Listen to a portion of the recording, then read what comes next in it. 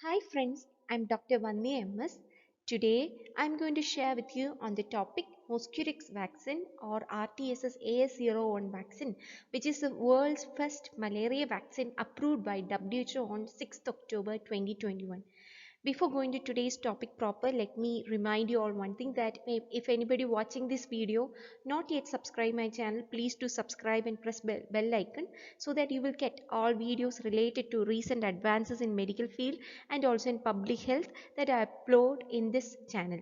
So coming on to today's topic, MOSQUIRIX vaccine. Malaria is a protozoal disease caused by infection with parasites of the genus Plasmodium transmitted by infected female Anopheles mosquitoes.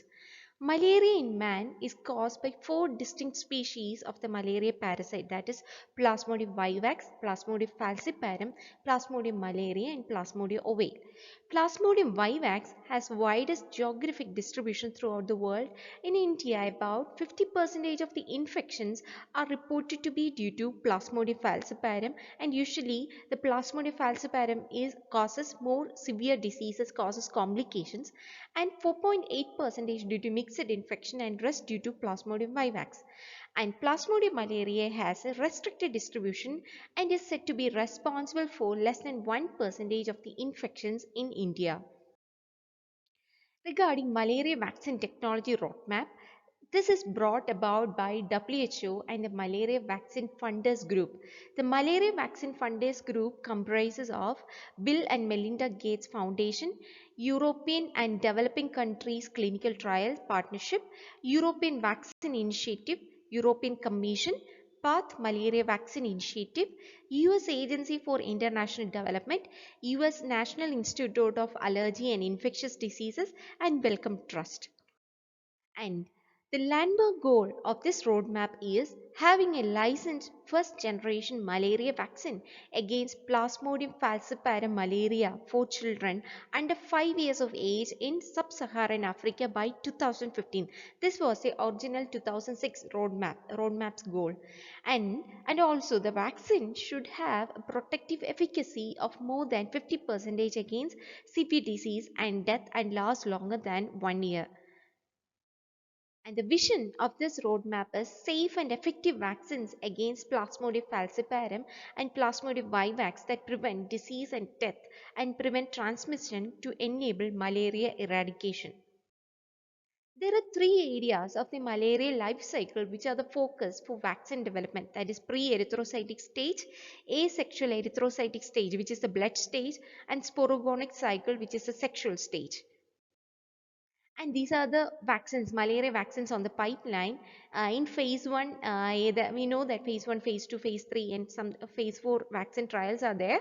In phase 1A, there are certain vaccines, malaria vaccines are on pipeline such as CHAD 63 like that. And in phase 2A, so many vaccines are there. And phase 1B, some vaccines are there. Phase 2B, there are certain 3 vaccines are in pipeline. And earlier we had RTSS A01 in phase 3. Now on 6th October 2021, this vaccine was approved by WHO. Coming on to RTSS AS01 in proper. This vaccine has been developed through a partnership between GlaxoSmithKline Biologicals and the Path Malaria Vaccine Initiative with funds from the Bill and Melinda Gates Foundation. It acts against Plasmodium falciparum with no protection expected against Plasmodium vivax malaria. So, it acts against only Plasmodium falciparum. And the WHO on 6 October 2021 endorsed this vaccine, that is RTSS bar AS01 or MOSQUIRIX, for broad use in children, making it the first malaria vaccine candidate to receive this recommendation. And this vaccine was administered to more than 8 lakh children during trial in Ghana, Kenya and Malawi since the pilot program began in 2019. And the efficacy of this vaccine was found to be 50% against severe malaria in the first year but dropped close to zero by the fourth year. But one of the drawbacks of this trial is that the trials did not measure the vaccine's impact on preventing deaths, which has led some experts to question whether it is a worthwhile investment in countries with countless other intractable problems. This was the disadvantage of that. And the dose of this vaccine is 0.5 ml. The route of administration is intramuscular and the storage temperature is 2 to 8 degrees Celsius. And the 4 doses are needed.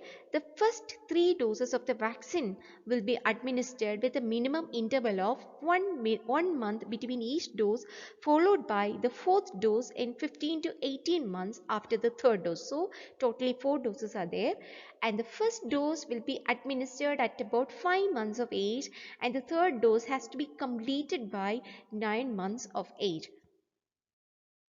And this vaccine contains the polypeptide chain corresponding to part of the circumsporozoid protein fused to the hepatitis B surface antigen, creating a hybrid molecule RTS. Here the R is CS protein, that is circumsporozoid protein, T is T cell epitopes, and S is HBS antigen, and another S, there is RTSS is there. So the next S is genetically transformed yeast strains used to produce the antigens expressed in 2 polypeptides. And the vaccine also contains a separate polypeptide chain S corresponding to the hepatitis B surface antigen and adjuvants to stimulate immune response.